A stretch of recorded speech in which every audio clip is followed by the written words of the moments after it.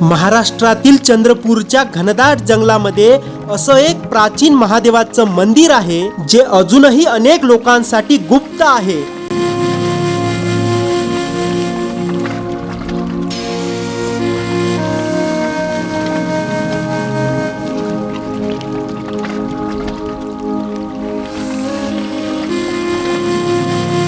ताडोबाच्या घनदाट अरण्यात उंच टेकडीवर लपलेलं हे मंदिर आणि सभोवताली असलेलं शांत आणि निसर्गरम्य वातावरण आणि सर्वात मोठे आकर्षण म्हणजे मंदिराच्या जवळच असलेला घाटांमधून आणि टेकडीवरून खाली कोसळणारा सोमनाथ धबधबा। या सर्व गोष्टींमुळे आज हे ठिकाण पर्यटन स्थळ म्हणून आकर्षक आहे।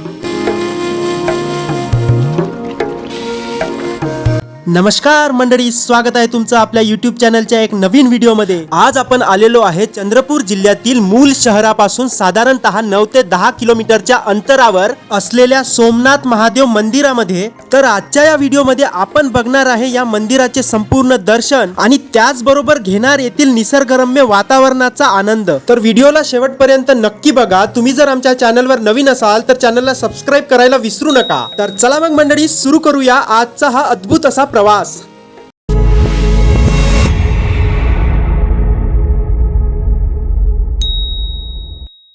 चंद्रपूर जिल्ह्यातील मूल तालुक्यामध्ये मारोडा नावाचं एक छोटंसं गाव आहे। येथील घनदाट जंगलामध्ये असलेलं प्राचीन सोमनाथ मंदिर व सोमनाथ धबधब्यामुळे भाविक व पर्यटकांमध्ये हे स्थान अत्यंत विशेष प्रसिद्ध आहे। तर संपूर्ण फॅमिली सोबत असल्याने आम्ही प्रायव्हेट गाडी केली आणि निघालो आहोत चंद्रपूर शहरातून मूल शहराकडे। प्रवासामध्ये रस्त्याच्या दोन्ही बाजूला तुम्हाला या भागामध्ये असलेले घनदाट जंगल बघायला मिळते।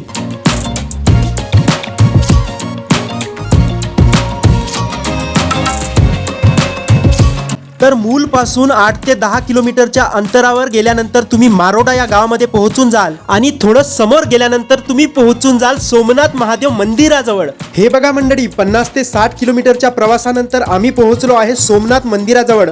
या व्यतिरिक्त जर तुम्हाला बसने या मंदिरापर्यंत यायचे असेल तर चंद्रपूर पासून तुम्हाला डायरेक्ट बस मिळून जाईल। मंदिर गडाच्या पायथ्याशी रस्त्याच्या दोन्ही बाजूला तुम्हाला मोठे व उंच 2 चौतरे बघायला मिळेल, ज्यावर एका बाजूला 20 ते 25 फुटांची भगवान महादेवाची एक सुंदर व भव्य प्रतिमा आहे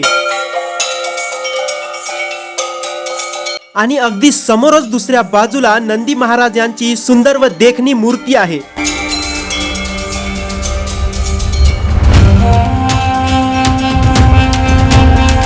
जेव्हा आम्ही दर्शनासाठी मंदिराकडे जाण्यासाठी निघालो तेव्हा आम्हाला हनुमानजीचे दर्शन झाले।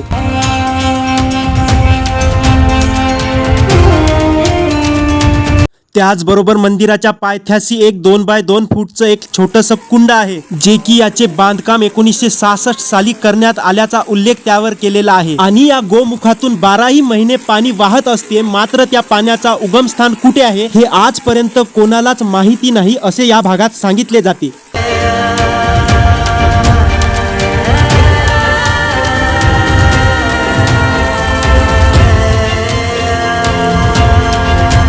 पायथ्यापासून टेकडीवर असणाऱ्या मंदिरापर्यंत जाण्यासाठी तिथे 30 ते 40 पायऱ्या आहेत। पायऱ्याच्या दोन्ही बाजूला स्टीलचे रेलिंग लावलेले आहेत, जेणेकरून चढण्यासाठी मदत होईल।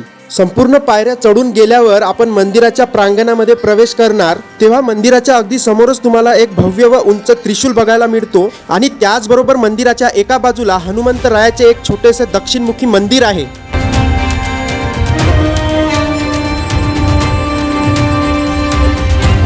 मध्यम आकाराच्या या मंदिराचे स्वरूप सभामंडप, अंतराळ व गर्भगृह असे आहे।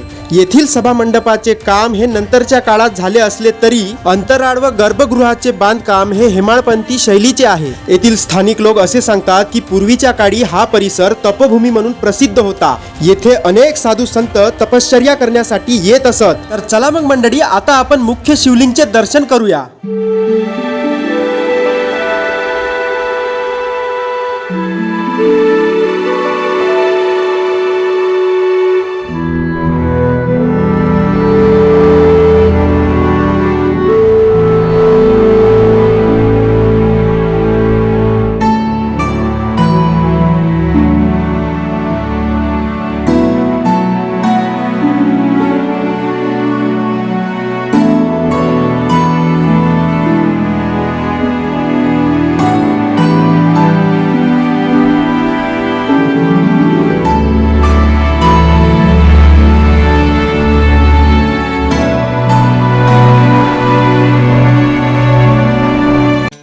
मंदिराच्या गर्भगृहामध्ये असलेल्या शिवलिंगचे दर्शन झाल्यानंतर तुम्ही या परिसरामध्ये असलेला पर्यटकांचा सर्वात आकर्षक आणि सुंदर असा धबधबा म्हणजे सोमनाथ धबधबा पाहायला विसरू नका।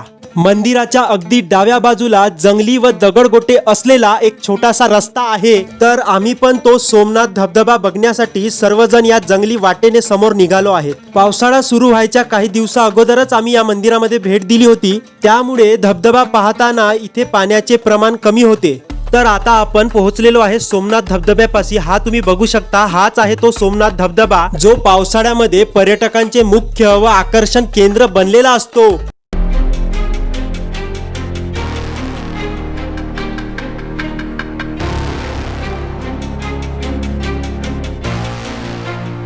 या मंदिर परिसराच्या चहूबाजूंनी गर्द वनराई असून मंदिर टेकडीच्या पायथ्याशी सर्वत्र फसरबंदी करण्यात आली आहे, त्यामुळे हा परिसर सुंदर, स्वच्छ आणि निसर्गरम्य वाटतो।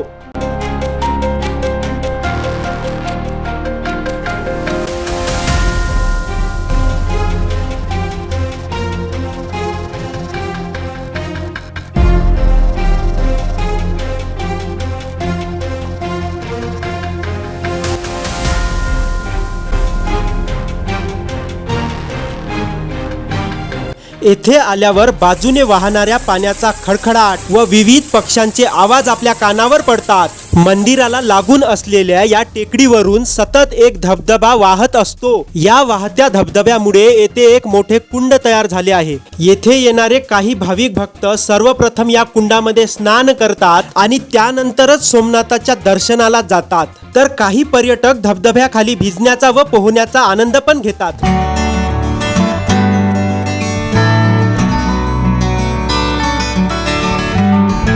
धबधब्याच्या वरच्या भागाला असलेल्या टेकडीवर असलेले मोठे मोठे दगड, आजूबाजूला असलेले घनदाट जंगल आणि मनमोहून घेणाऱ्या निसर्गरम्य वातावरणामध्ये जाऊन तिथे थोडा वेळ घालवायला प्रत्येकाला आवडतो।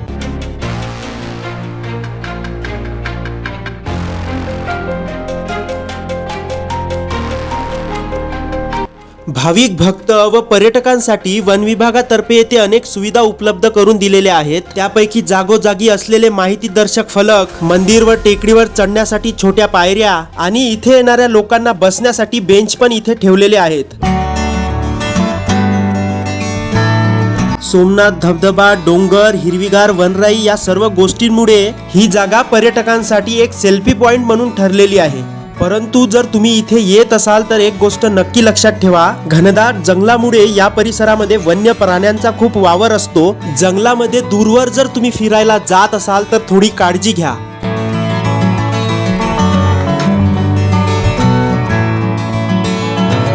तर मंडळी, हा होता आपला सोमनाथ मंदिर व त्या आजूबाजूचा हिरवागार परिसर बघण्याचा एक सुंदर असा प्रवास। आपल्या विदर्भातील चंद्रपूर जवळ असलेलं हे हिडन ठिकाण तुम्हाला आजपर्यंत माहिती होतं का? तुम्ही या मंदिरामध्ये कधी दर्शनासाठी आलात का? आला असाल तर कमेंट मध्ये नक्की सांगा। आणि तुम्हाला जर आमचा हा व्हिडिओ आवडला असेल तर व्हिडिओला लाईक करा, तुमच्या मित्र परिवारांसोबत शेअर करा आणि असेच नवनवीन व हिडन ठिकाणांची माहिती व त्यांचे दर्शन बघण्यासाठी आपल्या चॅनलला सबस्क्राईब करायला विसरू नका। त्याचबरोबर या परिसरामध्ये 1200 वर्ष जुनं एक महादेव मंदिर आहे, ज्याचं नाव आहे मार्कंडेश्वर महादेव मंदिर। त्याचा पण व्हिडिओ आपल्या YouTube चॅनलवर अवेलेबल आहे, जाऊन नक्की बघा। तर चला मग पुन्हा भेटूया अशाच एका नवीन प्रवासामध्ये। तोपर्यंत धन्यवाद। हर हर महादेव।